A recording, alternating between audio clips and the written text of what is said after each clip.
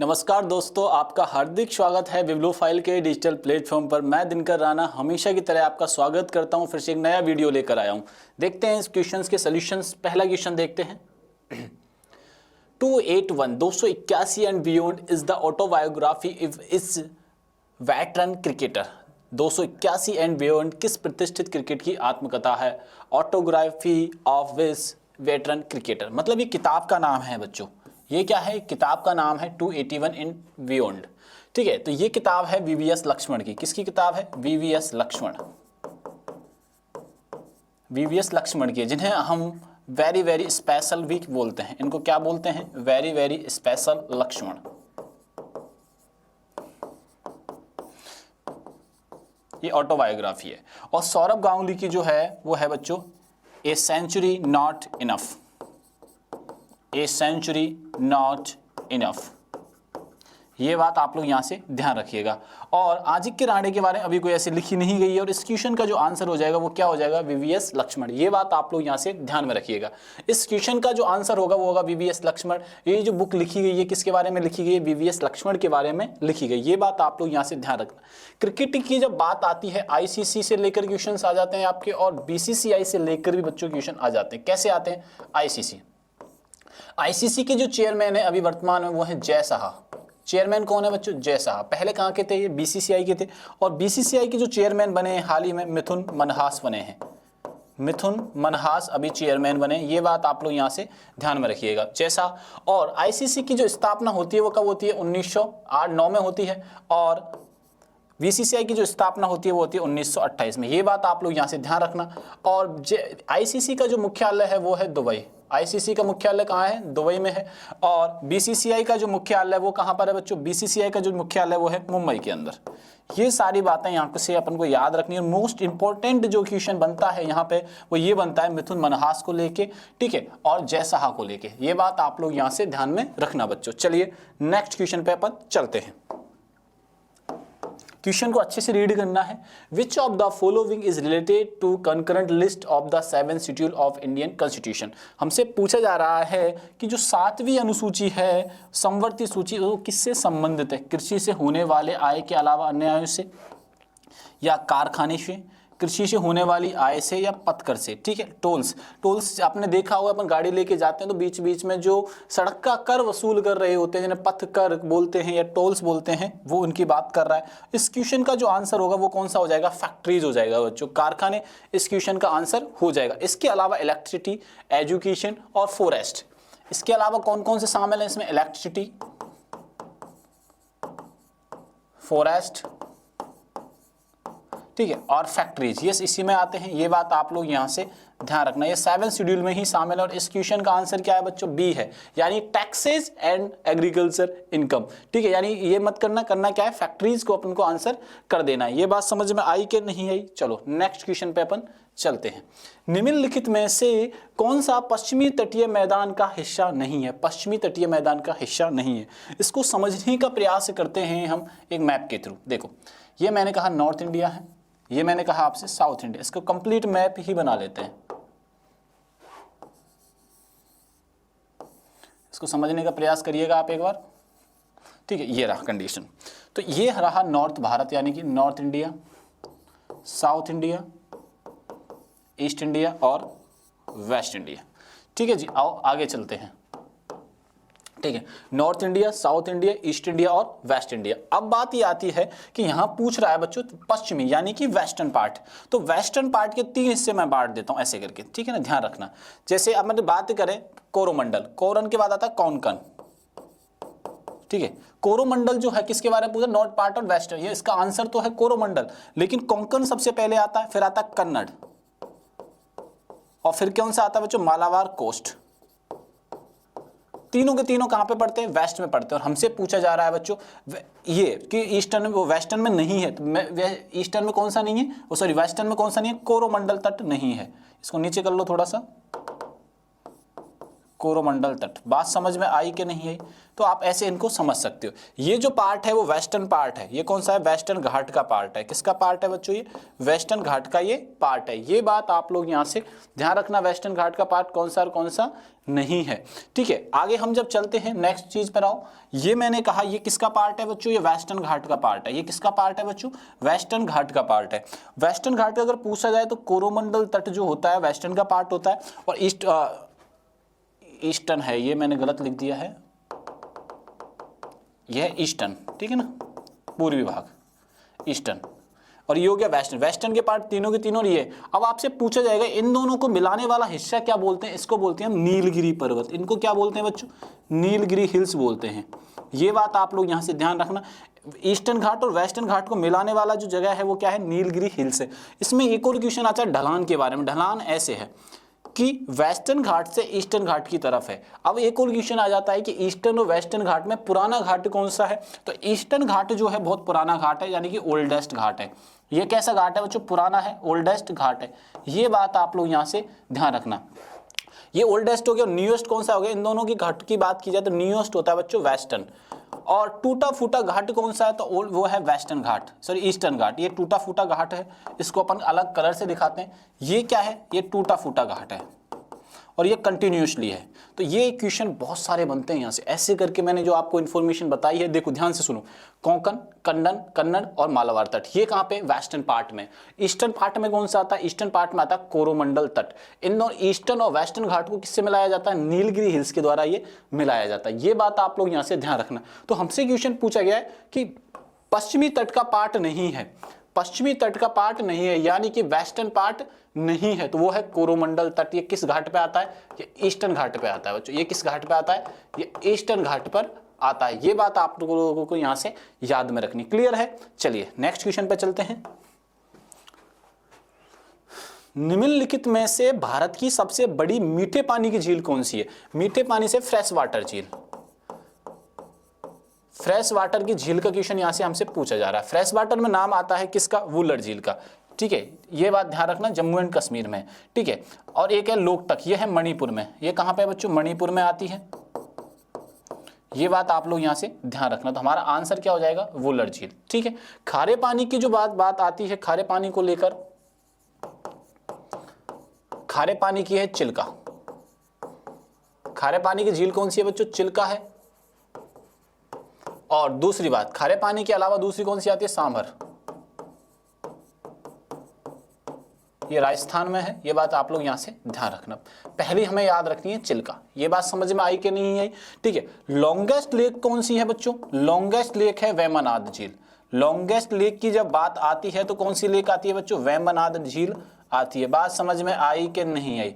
Vembanad lake आती है। ये बात आप लोग यहां से ध्यान रख लीजिए। ठीक है, ये केरल में है। ये तो ये कहां पे है? ये केरल में है। ये बात आप लोग यहां से ध्यान रखना। ठीक है भाई, चलिए नेक्स्ट क्वेश्चन पर चलें। 30 नंबर का क्वेश्चन बहुत इंपॉर्टेंट क्वेश्चन है, सोच समझ के आंसर करिएगा बच्चों। ठीक है, आइए। भारतीय बीमा नियामक और विकास प्राधिकरण IRDA, कई बार मैंने आपको क्वेश्चन इसको शॉर्ट फॉर्म में बोला गया है। IRDA मैंने कई बार आपसे क्वेश्चन पूछा है कि भैया IRDA क्या है, किसको रेगुलेट करती है? भारतीय बीमा नियामक है। ये किसको नियामक करती है? बीमा कंपनी होती है, बीमा कंपनी जो होती है उसको नियम या कानून में लाने का ये कार्य करती है। विकास प्राधिकरण का गठन कब हुआ था? तो इसका गठन हुआ था 1999 में। कब गठन हुआ था? 1999 में होता है। 1999 में होता है। और किस समिति के द्वारा होता है? तो ये बच्चों जिस समिति के द्वारा, उस समिति का बहुत इंपॉर्टेंट है, मल्होत्रा समिति के द्वारा इसका गठन होता है। मल्होत्रा समिति की सिफारिश पर, मल्होत्रा समिति की सिफारिश पर यह गठन होता है। बात समझ में आई कि नहीं है? ये बात आप लोग यहां से ध्यान में रखिएगा। चलिए नेक्स्ट क्वेश्चन अपन करते हैं। भारतीय सेना की पहली महिला लड़ाकू विमान वाहक कौन है? वो है अभिलाषा बराक। ये कौन है बच्चों? अभिलाषा बराक। ये बात आप लोग यहां से ध्यान रखना। ठीक है, भारतीय सेना की पहली महिला लड़ाकू विमान वाहक जो है वो है अभिलाषा बराक। ये बात आप लोग यहां से ध्यान रखिएगा। चलिए नेक्स्ट क्वेश्चन पे अपन चलते हैं। क्वेश्चन को ढंग से पढ़ना बॉस, बहुत जरूरी क्वेश्चन है और इंपॉर्टेंट भी है, कई बार एग्जाम में आया भी है। जड़त्व के संबंध में निम्न में से कौन सा कथन सही है? किसी भी वस्तु का जड़त्व उसका वह प्राकृतिक गुण है जो उसकी विराम या गति की अवस्था में परिवर्तन को विरोध करता है। सही बात है ये।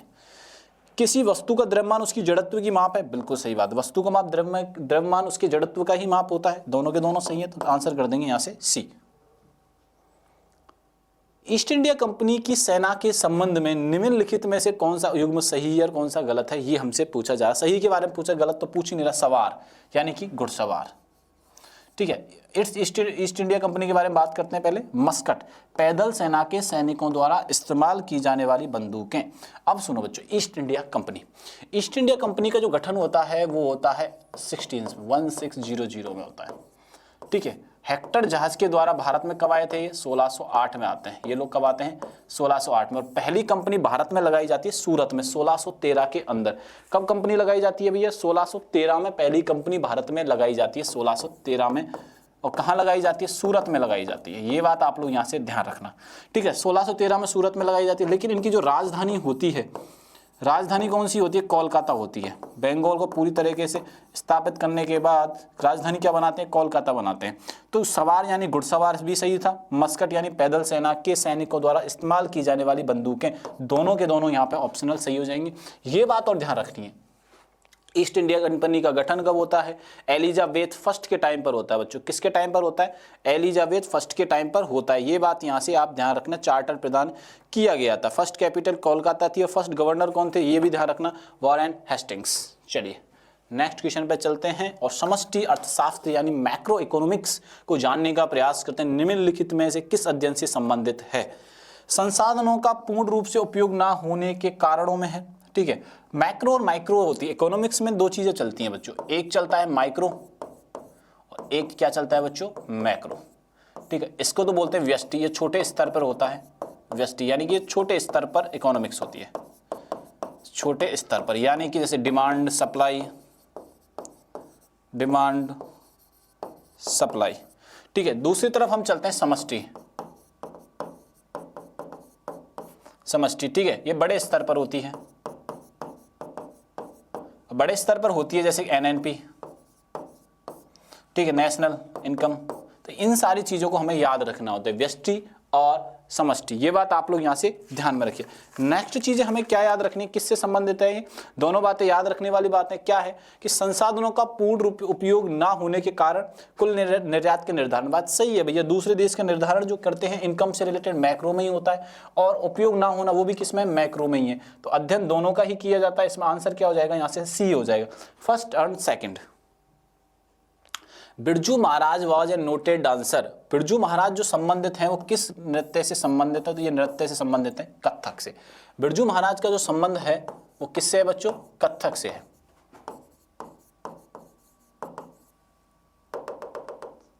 बिरजू महाराज जी का जो संबंध है किस क्लासिकल डांस से है? तो ये इनका संबंध है कथक से, ठीक है। कथक के बारे में क्या क्या याद रखना है? स्टोरी टेलर डांस है। कैसा डांस है? स्टोरी टेलर यानी कि कथात्मक है बच्चों। ये कैसा नृत्य है? ये कथात्मक नृत्य है। बात समझ में आई कि नहीं आई? ये क्लियर है यहाँ से? ये याद रखना कैसा नृत्य है बच्चों? स्टोरी टेलर यानी कथात्मक नृत्य। कलर चेंज, दूसरी बात ध्यान रखो इसके बारे में। इसमें जो ड्रेस पहनी जाती है यानी कि परिधान जो पहने जाता है या पोशाक जो पहनी जाती है, वो पोशाक कौन सी पहनी जाती है वो बात याद रखना। पोशाक में पहली पोशाक क्या आती है कि लॉन्ग कमीज पहनी जाती है, लॉन्ग शर्ट पहनी जाती है। क्या पहना जाता है? लॉन्ग शर्ट यानी कि लंबी कमीज। बात याद रखना, लंबी कमीज पहनी जाती है। जैसे आपने जोधा अकबर पहले एक सीरियल आया करता था, उसमें ये बड़ा लंबा सा कोट पहनता था एक वो है व्यक्ति, तो उस जैसी ही कमीज पहनी जाती है। अपने घरों में आज भी पहनी जाती है, ऐसी बात नहीं है, लॉन्ग शर्ट। और क्या पहना जाता था? चूड़ीदार पजामा पहना जाता था, चूड़ीदार पजामा। आप नैरो बोल सकते हो, चूड़ीदार पजामा पहना जाता है। और ये मुगलिया सल्तनत में बहुत फेमस था। मुगल सल्तनत का दरबारी नृत्य था ये। मुगल सल्तनत का दरबारी नृत्य था बच्चों। कैसा नृत्य था ये? दरबारी नृत्य था। ये बात आप लोग यहाँ से ध्यान रखना, बहुत इसको मतलब कि सह मिलती है इस नृत्य को मुगलिया सल्तनत के दौरान। इसमें श्री कृष्ण की भक्ति की जाती है। ये नृत्य जो श्री कृष्ण को समर्पित है, श्री कृष्ण को समर्पित है। This dance dedicate to lord Krishna, this dance dedicate to lord Krishna. ये बात आप लोग यहां से ध्यान रखना। अब दूसरी बात आ जाती है इनके घरानाओं के बारे में। घरानाओं से बहुत अच्छे क्वेश्चंस पूछे जाते हैं, इसमें घरानाओं को लेकर भी बहुत सारे अच्छे क्वेश्चंस पूछे जाते हैं। तो सबसे प्राचीनतम जो घराना है वो कौन सा बच्चों? वाराणसी, यानी कि बनारस। घरानाओं में जब आती है तो बनारस आता है, लखनऊ आता है, ठीक है, बनारस आता है, लखनऊ आता है, इसके अलावा रायगढ़ आता है, जयपुर आता है और पटियाला आता है। ये घराने जरूर याद रखना, बहुत बार एग्जाम में क्वेश्चन पूछा गया है। इसके जो फेमस डांसर हैं बिरजू महाराज जी के अलावा, महाराज जी से याद रख लेना आप कौन कौन से, वो सुनिए।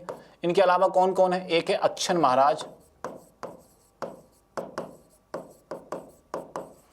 ठीक है, लच्छू महाराज,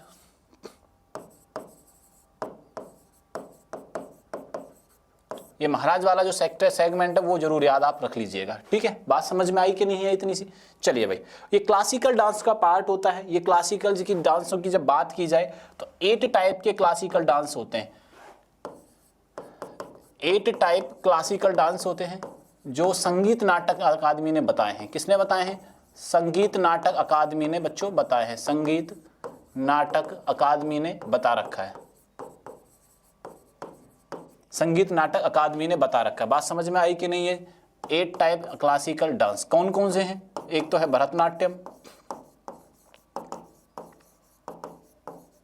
एक कौन सा? भरतनाट्यम। दूसरा लिखो, दूसरा क्या लिखोगे? कथक ही लिख लो। तीसरा लिखिए आप लोग बच्चों मणिपुर। फोर्थ लिखिए मणिपुर के अलावा ओडिशी। एक लिखिए कुचिपुड़ी, एक लिखिए आप सत्रिया। अब 2 रह गए केरल वाले, एक का नाम है कथकली और एक का नाम क्या है बच्चों? मोहिनीअट्टम। तो ऐसे करके ये 8 क्लासिकल डांस है। अभी जो हम पढ़ रहे थे वो ये पढ़ रहे थे। बात समझ में आई कि नहीं? ये सारे डिटेल्स अवेलेबल हैं। चलो आओ वापस अपने आंसर पे आते हैं। बिरजू महाराज रिलेटेड टू कथक, ये बात आप लोग यहां से बच्चों याद रखिएगा। चलिए, वॉइस क्लियर है ना? चलो, भारत में नागरिकता अधिनियम किस वर्ष पारित हुआ था? भारत में जो नागरिकता अधिनियम है बच्चों वो कब पारित हुआ था? तो ये पारित हुआ था 1955 में। नागरिकता अधिनियम जो पारित किया गया था 1955 में पारित किया गया था। ये बात आप लोग यहाँ से ध्यान रखना।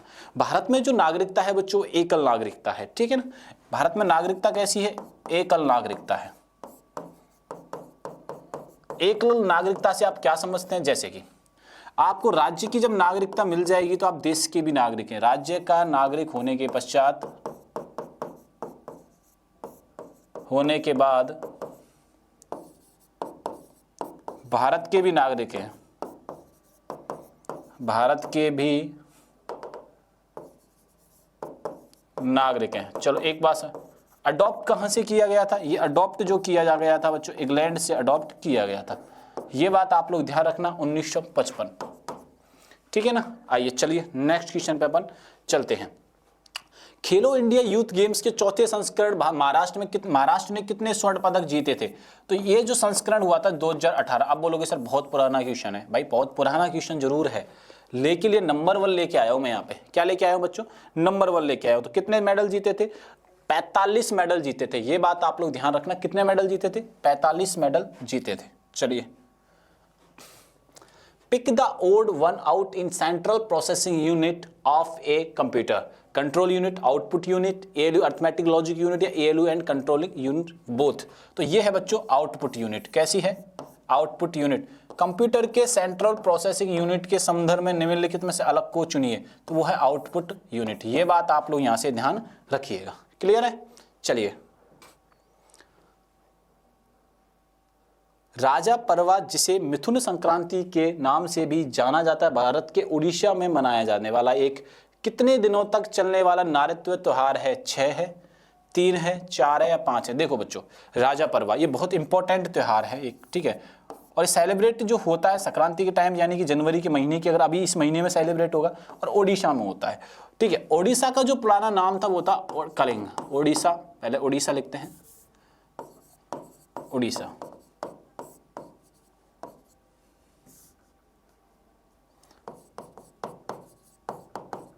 कलिंग, उत्कल भी कई लोग बोल देते, उत्कल बंग राज आता है ना राष्ट्रीय गान, उसकी मैं बात कर रहा हूं। ठीक है जी, आइए, तो कलिंग, ओडिशा, और इसके बाद आता है ओडिशा। ठीक है, अभी ये बोलते हैं ओडिशा में एक नृत्य भी होता है जिसका नाम है ओडिसी। और राज पर्वा की जो बात कर रहे हैं वो 3 डेज तक मनाया जाता है। कितने डेज तक मनाया जाता है राज पर्वा? ये सेलिब्रेट किया जाता है 3 डेज तक। ठीक है जी, और ओडिसी जो क्लासिकल डांस है, इसके फेमस जो डांस करता है वो कौन है? केलुचरण महापात्रा। कौन है? केलुचरण महापात्रा। और ये पखावाज भी हैं, पखावाज एक यंत्र है बजाने का, वो भी ये बजाते हैं। ये बात आप लोग इनके बारे में याद रखिएगा बच्चों। निम्नलिखित में से किसके समस्थानिक का उपयोग कैंसर उपचार में किया जाता है? कोबाल्ट 60 का किया जाता है। किसके की उपचार में? क्यों कैंसर के उपचार में किया जाता है बच्चों। कहाँ है कैंसर? ये रहा। ठीक है ना, और कोबाल्ट 60 का उपयोग किया जाता है। आइसोटोप होता है एक तरीके के, ये बात आप लोग यहां से ध्यान रखिएगा। चलिए नेक्स्ट क्वेश्चन पे चलते हैं। निम्नलिखित में से किसे पैरट ऑफ इंडिया के नाम से जाना जाता है? तो यह जाना जाता है अमीर खुसरो को। किसको जाना जाता है? अमीर खुसरो को जाना जाता है। ये बात आप लोग यहां से ध्यान रखना। पंडित रविशंकर एक इंस्ट्रूमेंट वादक हैं। लता मंगेशकर जिनको भारत रत्न से भी सम्मानित किया जा चुका है, एक सिंगर हैं। और कालिदास एक कवि हैं। ये बात ध्यान रखना। ठीक है, और ये किसके समय पर थे? चंद्रगुप्त मौर्य सेकंड के दरबार में थे।